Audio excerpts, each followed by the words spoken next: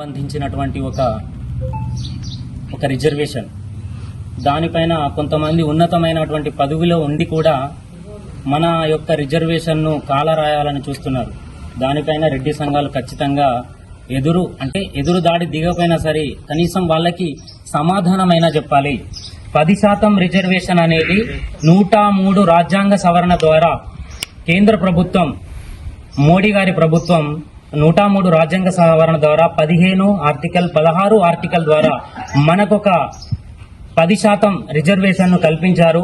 10% reservation లో కల్పించిన నుండి నేటి వరకు కూడా ఎంబీబీఎస్ లో కానీ ఎస్ఐ డిపార్ట్మెంట్ లో కానీ కానిస్టేబుల్ డిపార్ట్మెంట్ లో కానీ వైద్య శాఖలలో కానీ మనకు 10% రిజర్వేషన్ వల్ల చాలా మంది రెడ్డి బిడ్డలు మన రెడ్డి పేద బిడ్డలు అందరూ కూడా ఈరోజు వాళ్ళు అనుభవిస్తున్నారు. అంటే ఆ యొక్క రిజర్వేషన్ ను అంటే 75 వసంతాల స్వతంత్ర భారతదేశంలో ఈ రోజు మనం ఆ స్వేచ్ఛను అనుభవిస్తుంటే కొన్ని సబ్బండ వర్ణాలు మొత్తం అక్కసు వెళ్ళగక్కుతున్నాయి. అది చాలా పెద్ద తప్పిదం. అట్లా అక్కసు వాళ్ళు వెళ్ళగక్కుతుంటే ఈ 75 వసంతాల స్వేచ్ఛ స్వతంత్రంలో మనం ఏ రోజు కూడా అక్కసు వెళ్ళగక్కలేదు. వాళ్ళు అనుభవిస్తున్న రిజర్వేషన్లపై మనం ఏ రోజు కూడా అక్కసు వెళ్ళగక్కలేదు.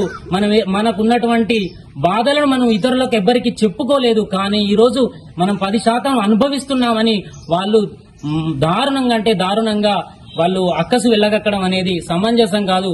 దీనిపైన వాళ్ళు మెల్లగా వాళ్ళు లోపల వాళ్ళు చేసే కార్యక్రమాలు వాళ్ళు చేస్తున్నారు. కానీ మనం నిమ్మకు నీరెత్తినట్లుగా ఉండడం అనేది సబబు కాదు. అది మళ్ళీ ఇంకొకటి ఏంటి అంటే ఎంఆర్ఓ కార్యాలయాల్లో దాదాపు 7 ఎకరాల పైన కూడా మనకు ఈడబ్ల్యూఎస్ సర్టిఫికేట్ ఇవ్వచ్చు. అది రూలు. దానికి సంబంధించినటువంటి ఆస్తి వివరాలు చూసుకున్నా అది ఇవ్వచ్చు. కానీ 5 ఎకరాల పైచీలకు ఒక 5 ఎకరాల మీద ఒక 5 గుంటలున్న కొన్ని ఎంఆర్ఓ కార్యాలయాలు మన రెడ్డి బిడ్డలకు ఇవ్వట్లేదు. దానికి గల కారణాలు అనేక ఉన్నాయి. వాటి మీద కూడా మనం కొంచెం ఖచ్చితంగా దృష్టి పెట్టాలి. ఖచ్చితంగా దృష్టి పెడితే ఈ రోజు చదువుకుంటున్న 20 సంవత్సరాల నుంచి 24, 25, 26, 30 సంవత్సరాల పిల్లలకు అది ఖచ్చితంగా ఉపయోగపడుతుంది. ఎంబీబీఎస్ ఫార్మసీ సీట్లలో గానీ, ఎంబీబీఎస్ సీట్లలో గానీ, బీటెక్ సీట్లలో గానీ, ఎక్కడ వైద్య ఏ సీట్లలో చూసుకున్నా అది మనకు సంపూర్ణంగా ఉపయోగపడేటువంటి సాధనం. కాబట్టి దాని మీద ఖచ్చితంగా మనం ఫైట్ చేసి మనం ఉన్నది 5% అని చెప్తున్నారు. క్షమించాలి, 5% కాదు.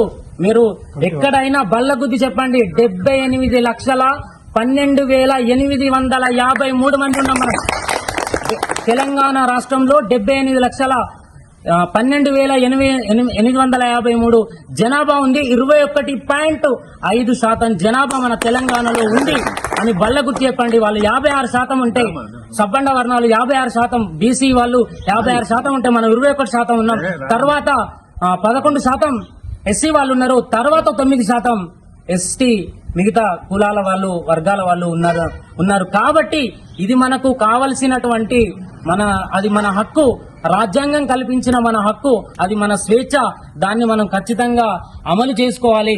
కొంచెం ఎంఆర్ఓ ఆఫీసులలో కానీ మన అక్కడ ఉన్నటువంటి కలెక్టరేట్ ఆఫీసులలో కానీ ఎక్కడైనా కూడా వీటిపైన కొంచెం చర్యలు తీసుకొని 7 ఎకరాల పైచీలకు ఇచ్చేటట్టు ఆ మార్గాన్ని సుగమం చేసినట్లయితే ఇప్పటి పిల్లలకు అందరికీ ఖచ్చితంగా మంచి అవకాశాలు ఉంటాయని తెలుపుటకు సంతోషిస్తూ ముగిస్తున్నాను. Thank you.